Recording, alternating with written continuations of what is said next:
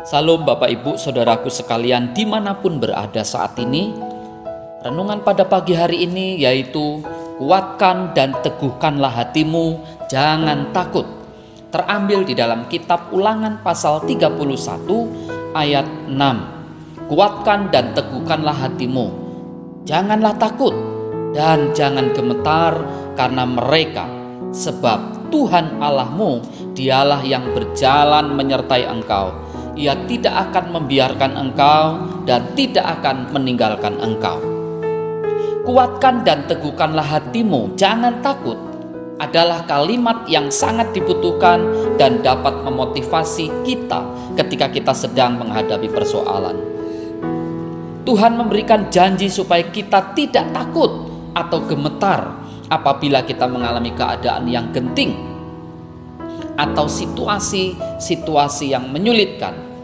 Kita harus belajar dari pengalaman Musa ketika dia berusaha untuk membawa umat Tuhan keluar dari Mesir dan melalui padang gurun selama 40 tahun.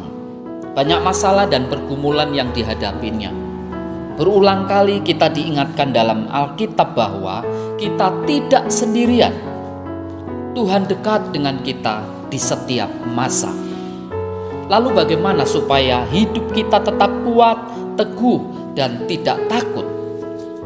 Hal pertama yang harus kita mengerti adalah Tuhanlah yang akan senantiasa menyertai kita kemanapun kita pergi.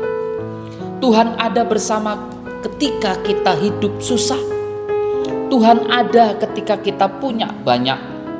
Tuhan ada ketika kita punya sedikit. Bersama kita ketika kita sedang sehat, bersama kita ketika kita sedang sakit, bersama kita ketika kita mungkin sedang gagal, bersama kita ketika kita sedang beriman, dan Tuhan juga ada ketika iman kita sedang lemah. Sangatlah normal untuk manusia merasa takut ketika masalah besar datang.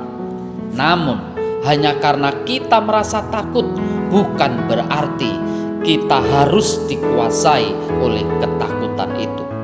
Cara terbaik agar kita tidak dikuasai oleh ketakutan adalah dengan terus memandang kepada Tuhan kita yang telah berjanji akan senantiasa menyertai kita. Semua yang terjadi dalam hidup kita, yang baik dan juga yang buruk, Tuhan biarkan terjadi untuk sebuah tujuan, yaitu mempersiapkan kita menuju janjinya.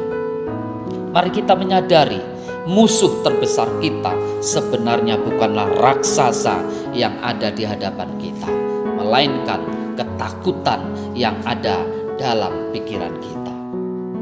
Hal yang kedua adalah izinkanlah Allah memimpin kita. 2 Timotius pasal 1 ayat 7. Sebab Allah memberikan kepada kita bukan roh ketakutan, melainkan roh yang membangkitkan kekuatan, kasih, dan ketertiban. Allah bisa membantu kita berani melakukan apa yang benar. Allah tidak ingin kita merasa takut, karena rasa takut bisa membuat kita tidak melakukan apa-apa yang menyenangkan hati Tuhan. Menghadapi apapun kita harus tetap memiliki keberanian, sebab penyertaannya itu sungguh-sungguh sempurna. Tuhan akan melepaskan dan menjauhkan kita dari segala bahaya, bahkan dari hal yang buruk, karena rencana Tuhan atas hidup kita itu sempurna. Penjagaan Tuhan tidak sama dengan manusia, di mana Tuhan tidak pernah lalai dalam menaungi diri kita. Hal yang ketiga adalah mengimani bahwa Allah turut bekerja dalam segala sesuatu. Roma 8 ayat 28. Kalimat segala sesuatu berarti segala situasi dan kondisi, termasuk hal-hal yang buruk dan tidak mengenakkan sekalipun. Penting bagi kita untuk belajar memahami cara Tuhan bekerja, karena Ia tidak pernah menjanjikan bahwa hidup orang percaya itu bebas dari masalah. Tanpa melepati ombak dan gelombang, tidak akan pernah dihasilkan seorang nahkoda yang baik. Justru di balik masalah selalu ada maksud dan rencana Tuhan yang indah. Salah satunya adalah untuk menarik kita semakin mendekat kepadanya dan belajar hidup bergantung kepada Tuhan. Bapak, Ibu, dan saudara sekalian, marilah kita menyadari keberadaan kita sebagai anak-anak Allah. Jangan mau diperdaya oleh roh ketakutan yang menjajah dan mendatangkan penderitaan. Justru kita harus bangkit dan melawan atas ketakutan itu.